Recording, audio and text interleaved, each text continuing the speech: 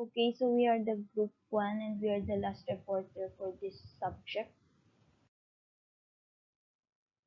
Our topic is chapter 16, creating the knowledge, education, and growth dashboard. A dashboard is used to track and manage the knowledge, education, and growth perspective of the scorecard. Therefore, to develop our dashboard, we need to first pick our goals, second, link strategies, third, separate the short-term and long-term goals, and lastly, to measure the progress.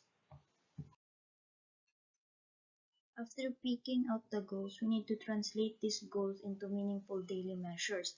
Growth goals represent the desired future performance of the business or the company, and it is a result type of goals. Therefore, it is a series of steps or action that has to be followed, and sometimes some actions have more impact than the other.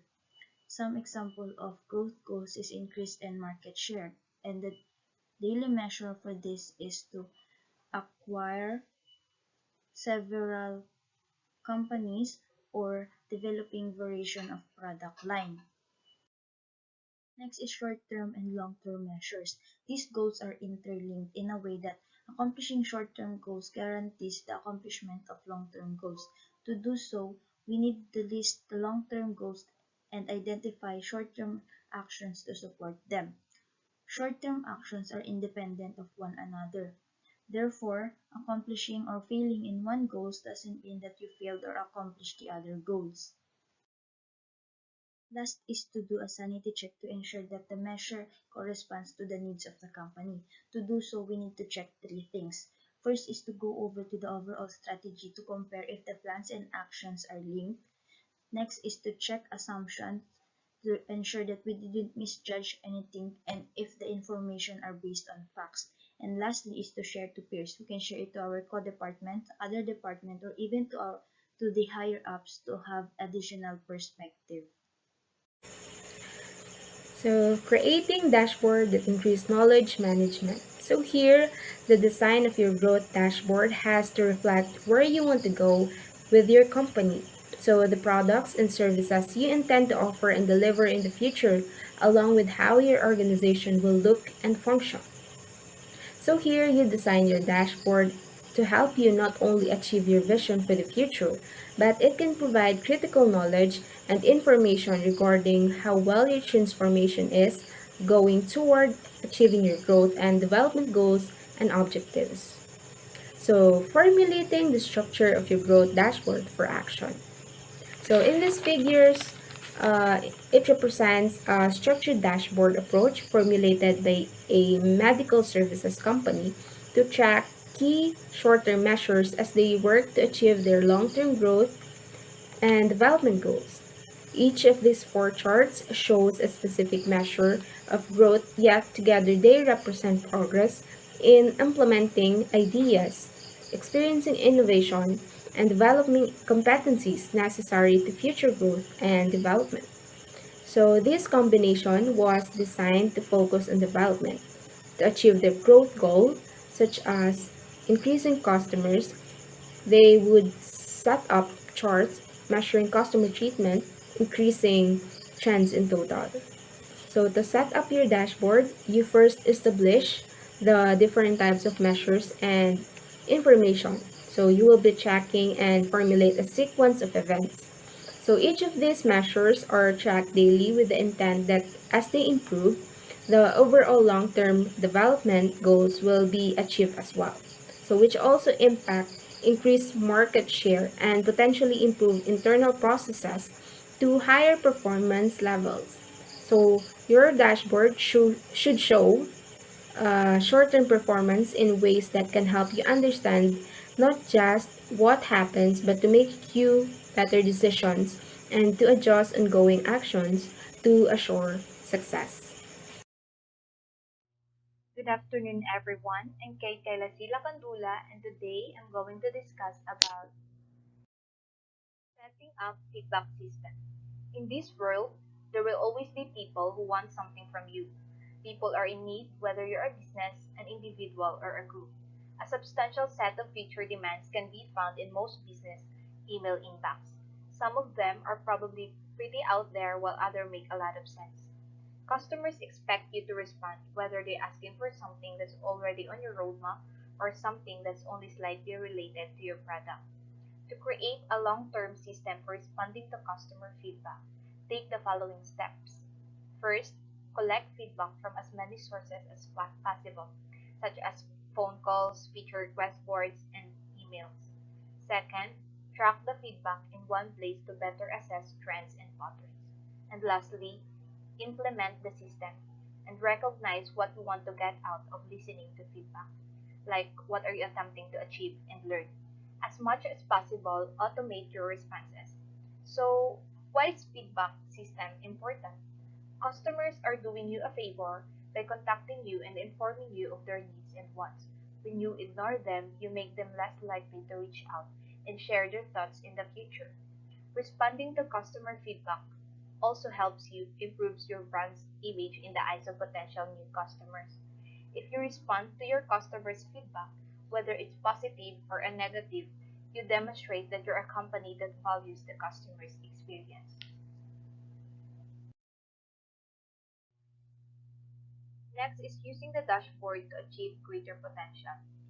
Dashboard can now be found in almost any contents, on our phones, computers, and public displays. They're everywhere. They assist us in managing the ever-increasing volume of data that we must process on a daily basis. So to maximize your dashboard's potential, follow these steps. First, target a specific audience, because dashboards frequently attempt to cater to a large number of people. Second, end users should be involved in the design process. So when designing a dashboard, the most common blunder is assuming you know what the end users want to know. Third, provide a sufficient context, because knowing when action is required can be difficult without sufficient contextual information. Next is explain how to interpret the numbers, because end users have varying levels of domain expertise and data literacy. It's important to explain how to interpret the data. Select the appropriate data. Charts and data tables are frequently overused in dashboards, despite the fact that there are many chart options available. Next is predict how many questions will be asked and streamline for easier consumptions. So dashboard should be designed to follow the user's natural curiosity and logical line of questioning. Too much data on the screen can be perplexing and overwhelming. So what matters should be highlighted. Recommend prescriptive actions for the majority of the information displayed in a dashboard. So the data may be revealed and insight, but the best course of action isn't always so obvious. You must regularly review the content, because a dashboard may become cluttered over time as new content is added to it.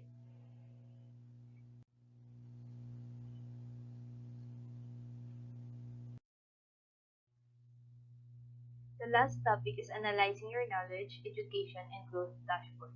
Analyzing your knowledge, education, and growth dashboard is important for ensuring that the other decks remain balanced. And by analyzing this dashboard, you will be able to determine what needs to be adjusted and which parts require your attention. Use of knowledge, learning, and growth dashboard in making adjustments to balance scorecard.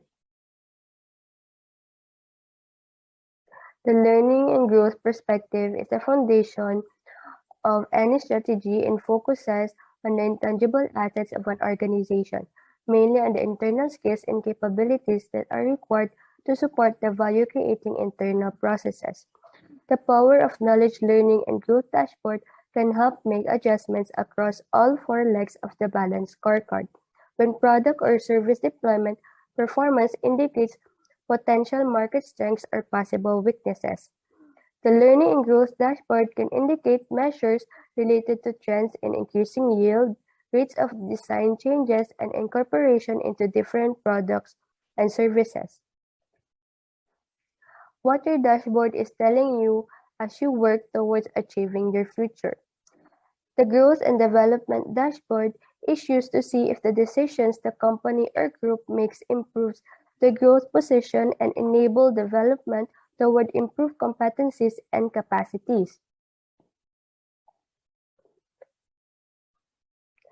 There are some basic things to be on the lookout for to make a maximum advantage of the information and make the best decisions. Here's how. First, occasionally compare your dashboard data with outside information not linked to your data collection or analysis process. Second, compare your steps and progress with those of your competition. Third, refrain from making overly quick decisions or executing many changes as a reaction to variation in your measures. Fourth, require peer oversight in interpretation and resulting decisions, changes, or adjustments you want to make. And last, have some fun in interpreting your data and adjusting your programs and action to enhance your growth and employee development. The importance and the risk of being truthful. Being truthful sometimes has its risk, especially in organizations where bad news is not well received or where admitting that you don't have the knowledge to perform a particular task or project will bring disfavor to the management team. In growth and employee knowledge and skills development, it is more important than ever to realistically understand and interpret the dashboard and measures. Of all the legs of the balanced scorecard, growth and development are most dependent on looking to the future and determining what you need and when, and what to do to ensure your future initiatives can be successfully planned and executed. The decisions made using growth and development data can have far-reaching effects and influence future initiatives, endeavors, and even key acquisitions or strategic development in new technologies. This dashboard is a window into the future potential. It is also directly linked to the current performance in internal business processes and the resulting financial performance and ultimately customer satisfaction.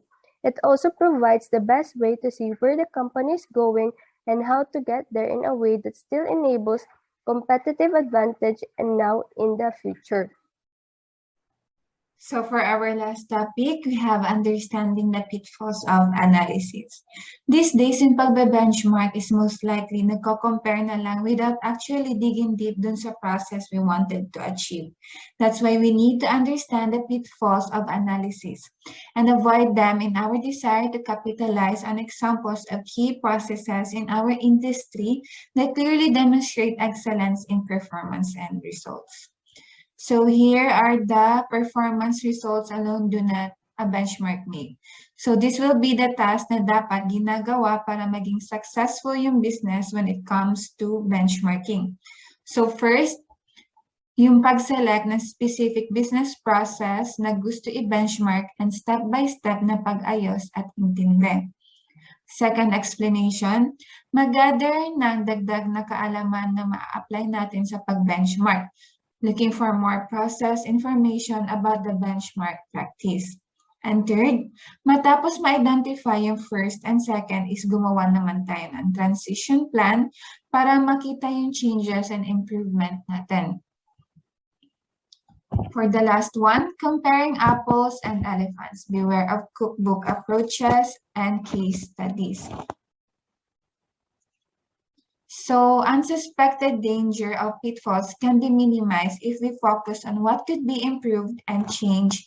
Hindi porket nakikita natin na yung best practice ng pagbe-benchmark is nagiging effective sa isang company, gagayahin na natin yun. Dahil hindi ganun kadalas na magiging effective din siya pagdating sa business natin.